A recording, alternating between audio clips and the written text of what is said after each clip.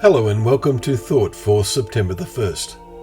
Our readings are 2 Kings chapter 6, Lamentations 2, and 1 Corinthians chapter 15. And our thought is, His grace toward me was not in vain.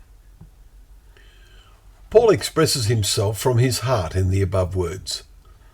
After his astonishing encounter with Christ on the Damascus road, he was overwhelmed by a sense of utter appreciation, followed by total commitment in the service of Christ for the rest of his life.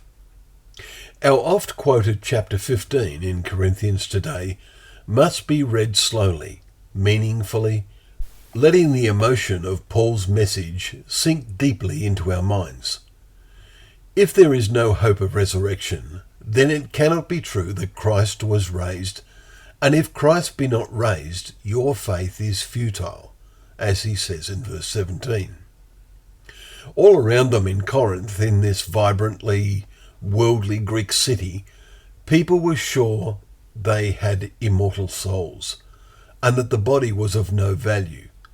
Many found it impossible to accept the teaching of the resurrection of the body, as we read in verse 12. The same had happened in Athens. Read Acts 17, verse 32. Today, all around us, most humanly inspired intellectuals scoff at belief in a creator. This human message is now being expressed in an ever greater spirit of conviction. Is it affecting us? Is it undermining our convictions? We need to apply our minds both to the clear facts of the Bible and also the lessons of secular history, seeing the great upheaval in belief and conviction 1950 years ago as testified in secular sources as well as in the Bible, and declare with Paul with all our hearts, but in fact Christ has been raised from the dead, the firstfruits of those who have fallen asleep.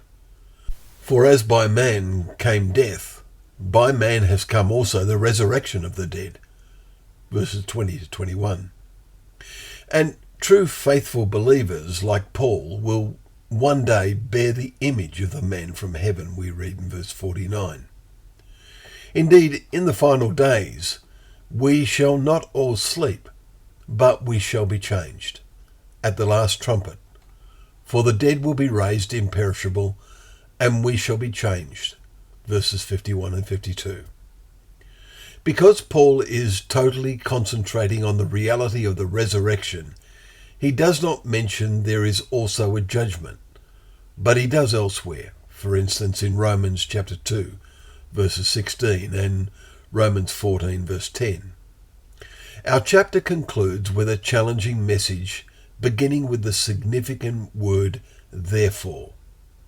Therefore, my beloved brothers and sisters, be steadfast, immovable, always abounding the work of the Lord, knowing that in the Lord your labour is not in vain. Paul provided that his grace toward me was not in vain. Verse 10. Let us do the same. Well, thank you once again for joining us for Thought for the Day, where together we can open up the pages of God's Word, knowing that Word to be a lamp to our feet and a light to our path.